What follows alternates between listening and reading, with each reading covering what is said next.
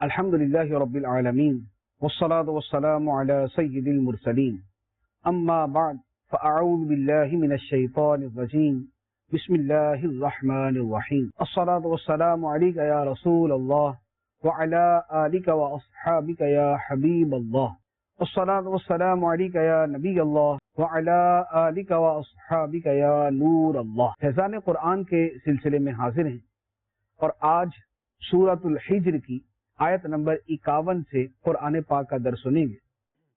اللہ تبارک و تعالی نے یہاں سے حضرت ابراہیم علیہ الصلاۃ والسلام کے پاس فرشتوں کی آمد کا تذکرہ فرمایا اور پھر وہیں سے آگے قوم لوط پر اللہ تعالی کے عذاب کا بیان ہوا. تو یہاں سے مختلف قوموں پر اللہ تعالی کے عذاب کا بیان بھی شروع ہوتا ہے. مختلف اقوام کا یہاں پر بیان کیا گیا. سب سے پہلے حضرت ابراہیم علیہ الصلاۃ والسلام کے پاس فرشتے آئے اور انہوں نے آ کر کیا گفتگو کی اللہ تعالیٰ اسے بیان فرماتا ہے. ارشاد فرمایا وَنَبِّئْهُمْ عَنْ ضَيْفِ إِبْرَاهِيمَ إِذْ دَخَلُوا عَلَيْهِ فَقَالُوا سَلَامًا قَالَ إِنَّا مِنْكُمْ وَجِلُونَ قَالُوا لَا تَوْجَلْ إِنَّا نُبَشِّرُكَ بِغُلَامٍ عَلِيمٍ. اور انہیں ابراہیم کے مہمانوں کا احوال سناؤ. جب وہ مہمان ابراہیم کے پاس آئے تو کہنے لگے سلام. ابراہیم نے فرمایا ہم تم سے ڈر رہے ہیں. مہمانوں نے عرض کی آپ نہ ڈریں، بے شک ہم آپ کو ایک علم والے لڑکے کی بشارت دیتے ہیں. فرشتوں نے حضرت ابراہیم علیہ الصلاۃ والسلام کو جب اپنا تعارف کروا دیا کہ ہم اللہ تعالیٰ کے فرشتے ہیں اور ہم آپ کو ایک علم والے بیٹے کی خوشخبری دینے آئے ہیں. ابراہیم علیہ الصلاۃ والسلام کی عمر مبارک چونکہ بہت زیادہ تھی، 100 سال کے قریب تھی، اور اس عمر کے اندر آدمی کے ہیں عام طور پر بیٹے کی ولادت یا اولاد پیدا نہیں ہوتی. اس لیے حضرت ابراہیم علیہ الصلاۃ والسلام نے اس امر پر تعجب کا اظہار فرمایا. چنانچہ ابراہیم علیہ الصلاۃ والسلام نے ارشاد فرمایا قال ابشرتمونی علی ان مسنی الکبر فبم تبشرون. ابراہیم نے فرمایا کیا تم مجھے بشارت دیتے ہو حالانکہ مجھے بڑھاپا پہنچ چکا ہے، تو کس چیز کی بشارت دے رہے ہو؟ فرشتوں نے عرض کی ہم نے آپ کو سچی بشارت دی ہے، آپ نا امید نہ ہوں. یعنی فرشتوں نے عرض کیا کہ اے ابراہیم علیہ الصلاۃ والسلام ہم آپ کو یہ سچی بشارت دے رہے ہیں کہ اللہ تعالیٰ آپ کو بیٹا عطا فرمائے گا، اور آپ اللہ تعالیٰ کی رحمت سے نا امید مت ہوں. تو ابراہیم علیہ الصلاۃ والسلام تو اللہ تعالیٰ کے نبی ہیں، وہ اللہ کی رحمت سے کیسے نا امید ہو سکتے تھے؟ تو انہوں نے آگے سے فوراً جواب دیا قال ومن يقنط من رحمت ربه الا الضالون. ابراہیم نے فرمایا کہ گمراہوں کے سوا اپنے رب کی رحمت سے کون نا امید ہوتا ہے. یعنی آپ نے فرمایا کہ اللہ کی رحمت سے نا امید ہونا تو گمراہوں کا کام ہے، اور میں تو اللہ کا نبی ہوں، تو میں اللہ کی رحمت سے کیسے نا امید ہو سکتا ہوں؟ اصل میں یہ معاملہ تعجب انگیز ہے کہ اتنی عمر کے اندر اللہ تعالیٰ بیٹا عطا فرمائے. عام طور پہ اسباب عادیہ میں ایسا ہوتا نہیں، تو اس پر آپ نے تعجب کا اظہار فرمایا. قدرت الہی پر کوئی تعجب نہیں، وہ تو قطعی طور پہ معلوم ہے کہ اللہ تعالیٰ کتنی قدرت والا ہے. وہ چاہے تو بغیر باپ کے بیٹا عطا فرما دے، وہ چاہے تو ماں باپ کے بغیر بندے کو پیدا فرما دے، جیسے آدم علیہ السلام کو پیدا فرمایا. اس کے بعد حضرت ابراہیم علیہ الصلاۃ والسلام نے فرشتوں سے ان کے آنے کا بطور خاص مقصد پوچھا. یعنی آپ نے اپنی نور فراست سے جان لیا کہ فرشتوں کے آنے کا کچھ اور مقصد بھی ہے. چنانچہ انہوں نے سوال کیا، فرمایا اے فرشتو پھر تمہارا کام کیا ہے؟ قال فما خطبکم ایھا المرسلون.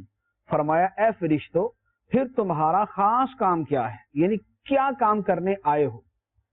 فرشتوں نے عرض کی ہم ایک مجرم قوم کی طرف بھیجے گئے ہیں سوائے لوط کے گھر والوں کے کہ ہم ان سب کو بچا لیں گے. یعنی فرمایا کہ ہم اللہ کا عذاب لے کر نازل ہوئے ہیں اور ایک مجرم قوم کو کیفر کردار تک پہنچانا ہے. اور وہ قوم کون سی ہے؟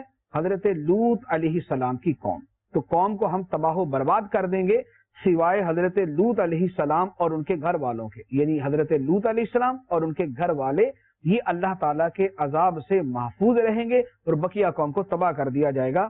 ہاں، لوط علیہ السلام کے گھر میں سے بھی جو حضرت لوط علیہ السلام کی بیوی ہے وہ عذاب الہی کا شکار ہوگی۔ چنانچہ فرمایا إِلَّا امْرَأَتَهُ قَدَّرْنَا إِنَّهَا لَمِنَ الْغَابِرِينَ، مگر اس کی بیوی کو ہم ٹھہرا چکے کہ وہ پیچھے رہ جانے والوں میں سے ہے، یعنی ان پر اللہ کا عذاب آئے گا۔ فرشتوں نے ابراہیم علیہ السلام کو یہ سارا واقعہ سنا دیا کہ ہم کس کام کے لیے آئے ہیں۔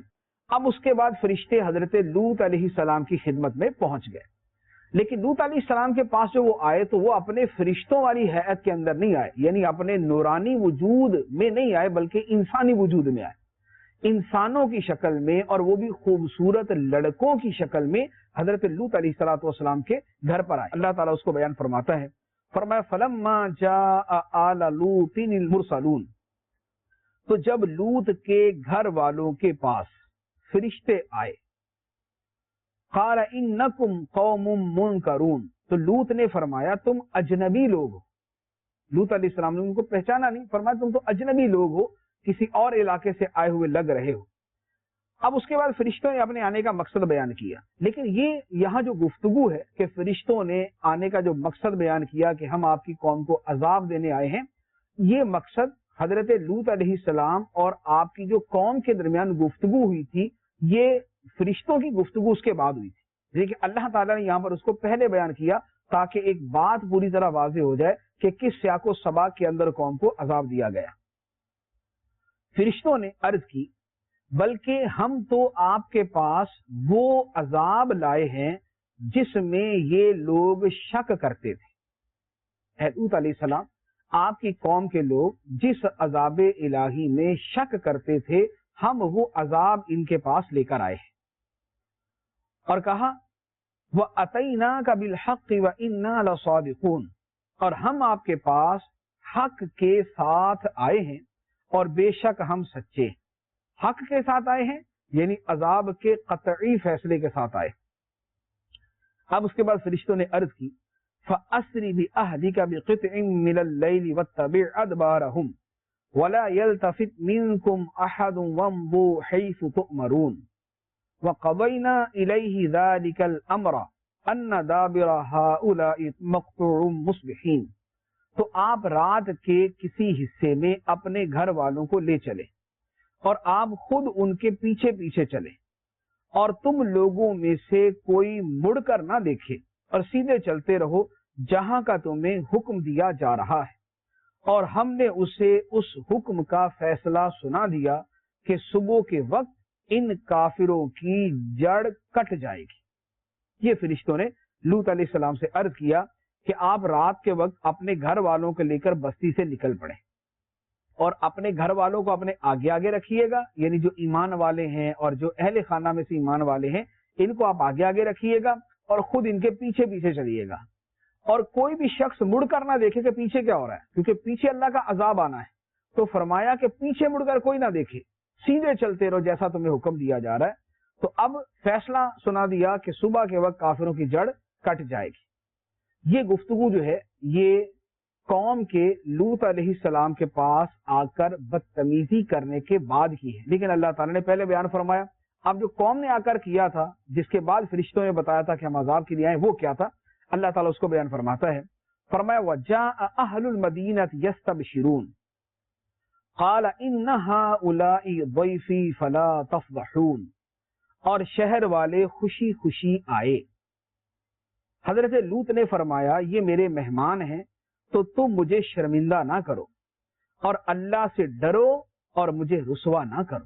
حضرت لوط علیہ السلام کی قوم پر جو اللہ تعالیٰ کا عذاب آیا تھا اس کے جو بڑے بڑے اسباب تھے ان میں دو مرکزی اسباب تھے، ایک تو ان کا کفر و شرک تھا، اور دوسرا ان کا مردوں کے ساتھ بدفعلی کرنا تھا، اور یہ وہ خبیث کام تھا کہ دنیا میں جو سب سے پہلے اسی قوم نے شروع کیا اور اس کی وجہ سے وہ عذاب الہی کا شکار ہوئی۔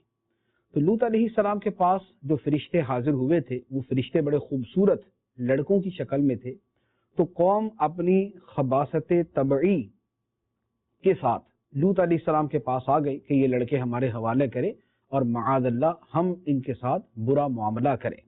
اس پر لوط علیہ السلام نے اپنی قوم سے فرمایا تھا کہ یہ میرے مہمان ہیں تو تم مجھے شرمندہ نہ کرو، کہ میرے مہمانوں کے ساتھ یہ سلوک کرو گے تو یہ میرے لیے باعث شرمندگی ہوگا۔ تو فرمایا اور اللہ سے ڈرو اور مجھے رسوا نہ کرو۔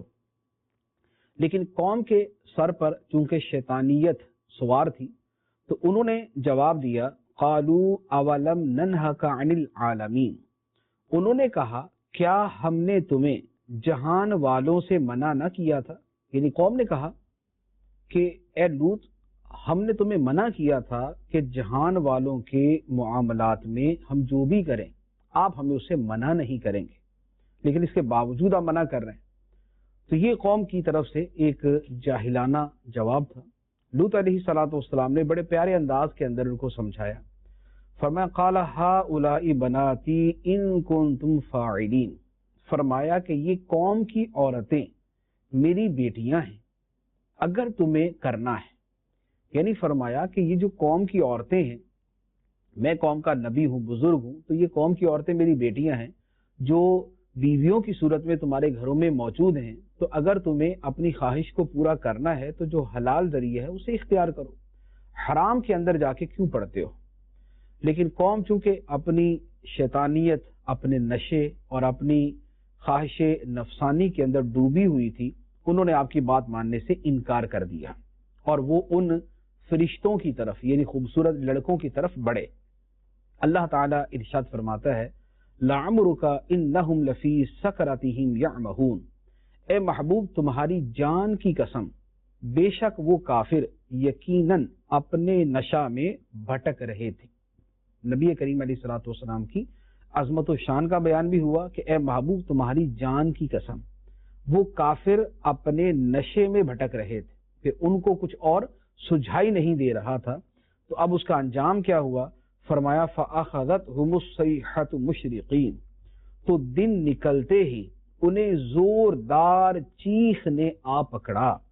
فَجَعَلْنَا عَالِيَهَا سَافِلَهَا وَأَمْطَرْنَا عَلَيْهِمْ حِجَارَةً مِّن سِجِّيلٍ، تو ہم نے اس بستی کا اوپر کا حصہ اس کے نیچے کا حصہ کر دیا اور ان پر کنکر کے پتھر برسائے۔ بے شک اس میں غور کر کے عبرت حاصل کرنے والوں کے لیے نشانیاں ہیں، اور بے شک وہ بستیاں اس راستے پر ہیں جو راستہ اب تک قائم ہے، بے شک اس میں ایمان والوں کے لیے نشانیاں ہیں۔ یعنی یہاں بیان فرمایا گیا کہ قوم لوط پر جو عذاب آیا تھا وہ عذاب ایک تو زوردار چیخ کی صورت میں تھا جو جبرائیل امین علیہ السلام کی آواز میں تھی، اور دوسرا یہ ہوا کہ اس بستی کو بلند کر کے الٹا دیا گیا، بلندی پر فرشتے اس بستی کو لے کر گئے اور اس بستی کو اوپر سے الٹا دیا، اور اوپر سے ان کے اوپر پتھر جو ہے وہ برسائے گئے۔ یعنی زوردار چیخ کی آواز بھی آئی، بستی کو اوپر اٹھا کر پلٹا دیا گیا، اور تیسرے نمبر پر ان کے اوپر پتھر برسا کے ان کو تباہ و برباد کر دیا گیا۔ اور اللہ تعالیٰ فرماتا ہے کہ جس بستی کے ساتھ یہ سلوک ہوا یہ بستی ابھی بھی موجود ہے۔ چنانچہ مکہ مکرمہ سے یا عرب شریف سے ملک شام کی طرف جاتے ہوئے راستے کے اوپر یہ بستی موجود ہے جس پر اللہ تعالیٰ کا عذاب اس انداز میں نازل ہوا تھا۔ اس کے بعد اللہ تعالیٰ نے قوم شعیب کا واقعہ بیان فرمایا۔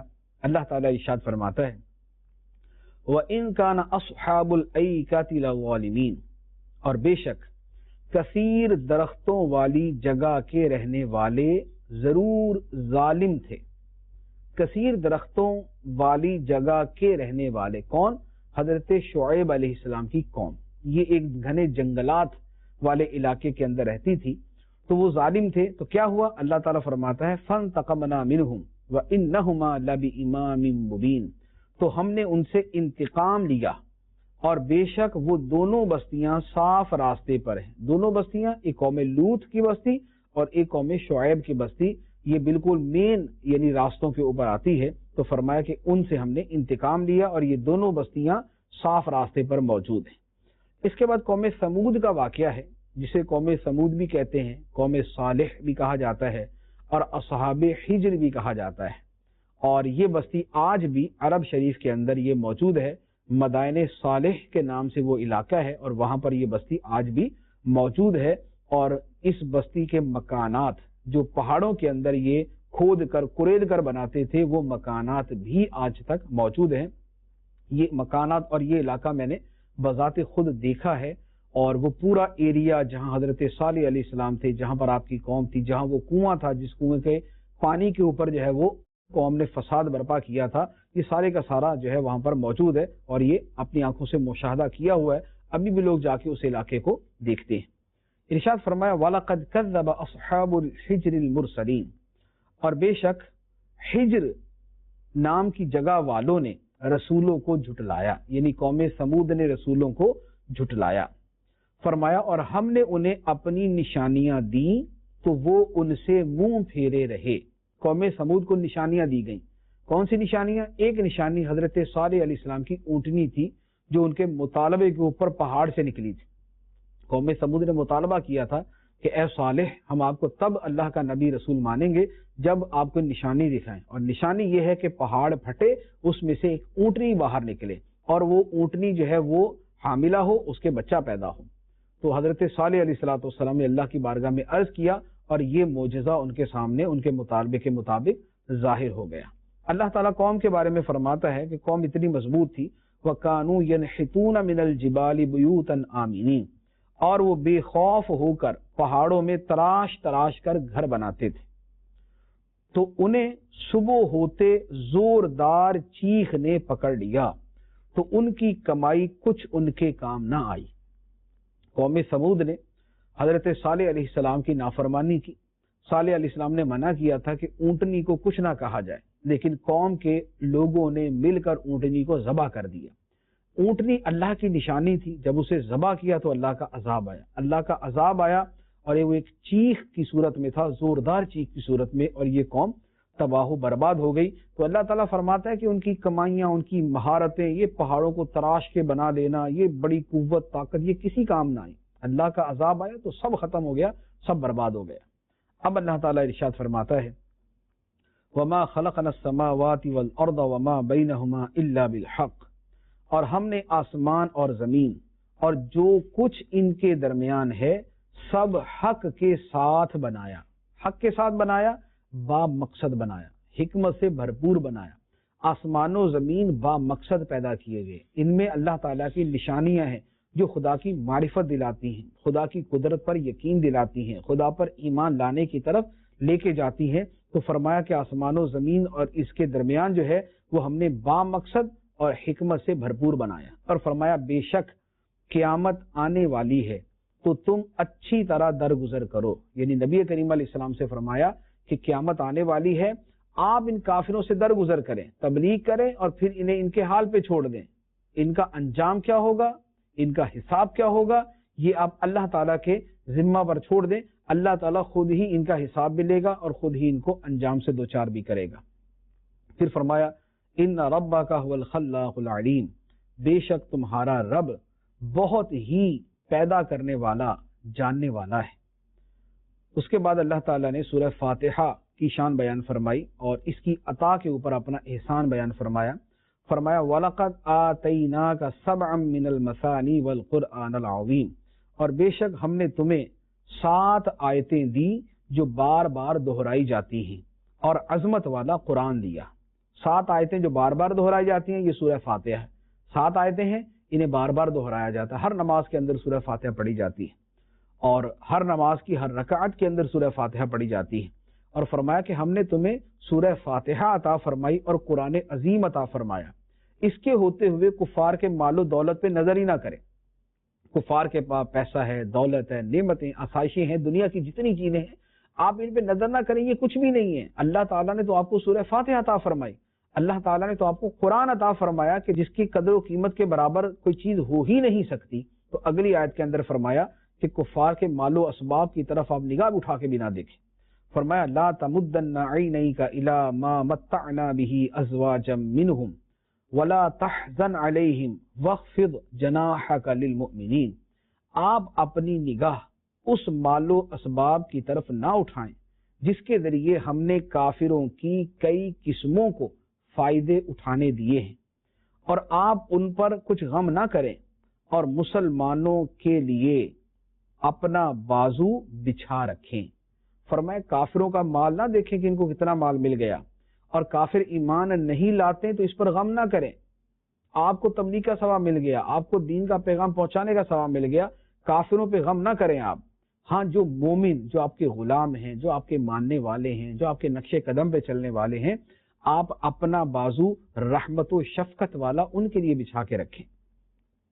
وَقُلْ إِنِّي أَنَا النَّذِيرُ الْمُبِينُ، اور اے محبوب تم کہہ دو کہ میں ہی صاف ڈر سنانے والا ہوں۔ میرا کام صرف اللہ کے عذاب سے ڈرانا ہے اور اللہ تعالیٰ کے پیغامات پہنچانا ہے۔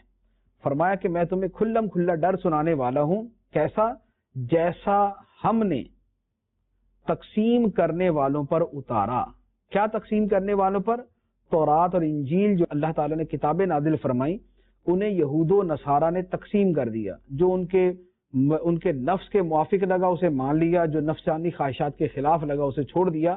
تو فرمایا کہ آپ یہ کہہ دیں کہ میں تمہیں عذاب سے ڈرانے والا ہوں جیسا عذاب اللہ نے نازل کیا تقسیم کرنے والوں پر، جنہوں نے اللہ کی کتابوں کو تقسیم کر دیا۔ الذین جعلوا القرآن عضین، جنہوں نے کلام الہی کے ٹکڑے ٹکڑے کر دیے۔ تو فرمایا فَوَرَبِّكَ لَنَسْأَلَنَّهُمْ أَجْمَعِينَ عَمَّا كَانُوا يَعْمَلُونَ، تو اے محبوب تمہارے رب کی قسم ہم ضرور ان سب سے پوچھیں گے اس کے بارے میں جو یہ کیا کرتے تھے۔ اور آپ کیا کریں؟ فرمایا پس وہ بات اعلانیہ کہہ دو جس کا آپ کو حکم دیا جا رہا ہے، اور مشرکوں سے منہ پھیر لو، ان کی پرواہ نہ کرو، آپ اپنا کام کریں، آپ اللہ کی توحید کا پیغام دیں، مشرکوں کی پرواہ نہ کریں کہ یہ مانتے نہیں ہیں اور یہ جو ہے وہ عمل نہیں کرتے، اس کی پرواہ نہ کریں اور یہ آپ کا مذاق اڑاتے ہیں۔ فرمایا انا کفیناک المستہزئین، بے شک ان ہنسنے والوں کے مقابلے میں ہم تمہیں کافی ہوں گے۔ یہ جو تمہارا مذاق اڑاتے ہیں ان کے مقابلے میں ہم تمہیں کفایت کریں گے۔ الذین یجعلون مع اللہ الہا آخر فسوف یعلمون، یہ استہزاء کرنے والے، مذاق اڑانے والے وہ لوگ جو اللہ کے ساتھ دوسرا معبود ٹھہراتے ہیں تو ان قریب جان جائیں گے۔ کیا جان جائیں گے؟ اپنے انجام کو جان جائیں گے۔ اور فرمایا وَلَقَدْ نَعْلَمُ أَنَّكَ يَضِيقُ صَدْرُكَ بِمَا يَقُولُونَ، اور اے محبوب بے شک ہمیں معلوم ہے کہ ان کافروں کی باتوں سے آپ کا دل تنگ ہوتا ہے۔ فَسَبِّحْ بِحَمْدِ رَبِّكَ وَكُن مِّنَ السَّاجِدِينَ، تو اپنے رب کی حمد کے ساتھ اس کی پاکی بیان کرو اور سجدہ کرنے والوں میں سے ہو جاؤ، اور اپنے رب کی عبادت کرتے رہو حتیٰ کہ تمہیں یقینی موت آ جائے۔ نبی کریم صلی اللہ علیہ وسلم کو فرمایا کہ ہمیں معلوم ہے کہ کافر جو آپ کے بارے میں باتیں کرتے ہیں اس سے آپ کو تکلیف ہوتی ہے، آپ ان کی تکلیف کی پرواہ نہ کریں، آپ کو ہم نسخہ عطا کرتے ہیں کہ اپنے رب کی حمد بیان کریں، تسبیح کریں، سجدہ کریں، عبادت کریں، آخری دم تک، دنیا میں رہنے کے آخری دم تک آپ اسی میں مشغول رہیں۔ اس سے آپ کے دل کو تسلی بھی ہوگی اور آپ کو ہمارا مزید قرب بھی عطا ہوگا۔ تو اس سے یہ بھی پتہ چلا کہ اگر دل تنگ ہوتا ہو، دکھ ہو، تکلیف ہو، کسی وجہ سے آدمی پریشان ہو، تو اللہ تعالیٰ کی تسبیح اور تحمید کے اندر مشغول ہو جائے اور سجدہ کرے اور عبادت میں لگ جائے تو اس کے دل کو تسکین مل جاتی ہے۔ اللہ تعالیٰ ہمیں بھی یہ تسکین عطا فرمائے۔ یہاں سورۃ الحجر جو ہے وہ مکمل ہو گئی۔ آمین بجاہ النبی الامین صلی اللہ علیہ وسلم۔